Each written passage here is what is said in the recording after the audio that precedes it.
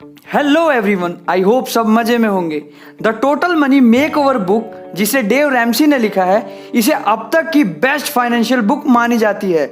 जब मैं इस बुक को पढ़ रहा था तो मुझे लगा कि ये बुक सिर्फ उन लोगों के लिए है जो अच्छा पैसा कमा रहे हैं, लेकिन बुक खत्म होने पर मुझे पता लगा कि नहीं, ये बुक तो 18 साल के बच्चे से शुरू हो जाती है।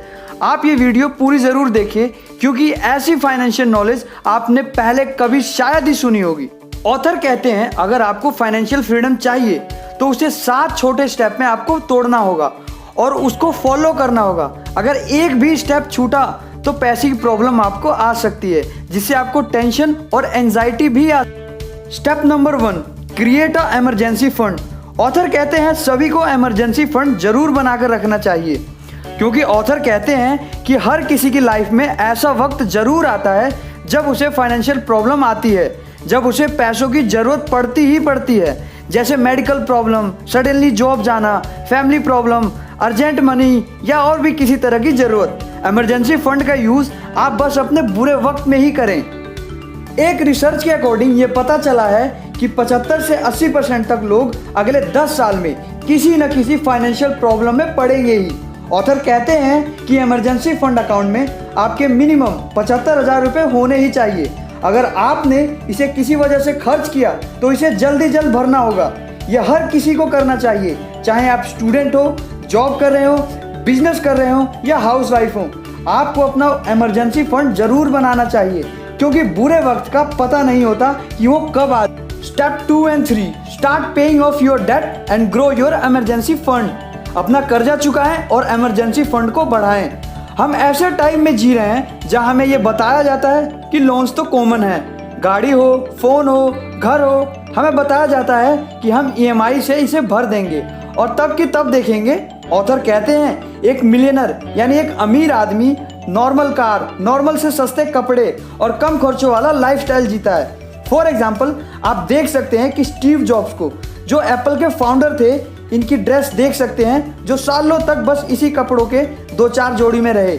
और वहीं एक एवरेज इनकम वाला व्यक्ति, जिसके पास थोड़े पैसे आ जाते हैं, वो बड़ी गाड़ी खरीदता है, महंगा फ़ोन खरीदता है, महंगे कपड़े ले लेता है, लोन्स ले लेता है। अब लोगों के लिए तो वो अमीर होता है, पर रियल में वो कर्जों में दबा हुआ होता है। ऑथर कहते हैं अपने कर्जे चुकाने चाहिए, क्योंकि ये आगे जाकर बढ़ते जाते हैं, और अपने इमरजेंसी फंड को बढ़ाते रहना चाहिए।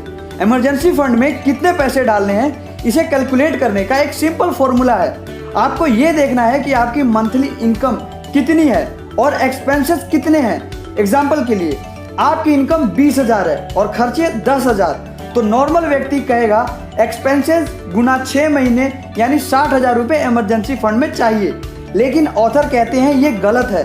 आपको अपनी इनकम को 6 से गुणा करना है, यानी 1,20,000 रुपये इमरजेंसी फंड रखना चाहिए। इसे यूज करके आप अपना इमरजेंसी फंड कैलकुलेट कर सकते। Step 4, invest 15% of your income for your retirement. Author कहते हैं कि हमें इसके लिए तैयारी आज से ही करनी चाहिए, क्योंकि उस एज में हमें पैसों की बहुत ज़रूरत होती है, और अगर हमारे पास पैसे ना हो तो हमें अपने बच्चों या घर वालों पर डिपेंड होना पड़ता है, जिससे हमारी फैमिली प्रॉब्लम्स बढ़ने लगती हैं। ऑथर कहते हैं रिटायरमेंट के लिए हमें म्यूचुअल फंड में 15% अपनी इनकम का इन्वेस्ट करना चाहिए। बट मुझे लगता है रिटायरमेंट जैसे लॉन्ग टर्म गोल के लिए आपको अपना पैसा इंडेक्स फंड में इन्वेस्ट करना चाहिए, जो म्यूचुअल फंड से ज़्यादा बेहतर है। इसे अच्छे से जानने के लिए ऊपर कार्ड पर क्लिक करके आप वीडियो देख सकते हैं। Step number 5, planning for your children education. आपने अपना इमरजेंसी फंड अरेंज कर लिया है, रिटायरमेंट के लिए इन्वेस्ट भी कर लिया है। ऑथर कहते हैं अब आप अपने बच्चों के एजुकेशन के लिए पैसे इन्वेस्ट कीजिए। आप देख ही सकते हैं कि एजुकेशन कितनी महंगी होती जा रही है। हर साल मिनिमम 10% फीस तो बढ़ ही रही है। तो अगर आप आज से तैयारी नहीं कर रहे तो आप अपने बच्चे को उस वक्त के हिसाब से उस लेवल की एजुकेशन नहीं दे पाएंगे। तो अगर आप अभी 20 के आसपास हो तो इक्विटी फंड में इन्वेस्ट करना सीखिए, ताकि अच्छे रिटर्न मिल सके, जिससे आपका बच्चा अच्छे यूनिवर्सिटी से पढ़ सके। द इकोनॉमिक्स टाइम इंडिया ने कहा है कि इक्विटी फंड ने एवरेज 16% का रिटर्न दिया है। तो आप अपने बच्चों के लिए तैयारी शुरू कर दें आज से ही, जो आज पैदा। स्टेप नंबर 6, पे of all your biggest loans. Author कहते हैं आपने अपने सारे फंड्स को सही जगह लगा दिया है, तो अब आप अपने सारे लंबे टाइम के लोन्स को पे कर दें, जैसे होम लोन, इनको पे कर दें।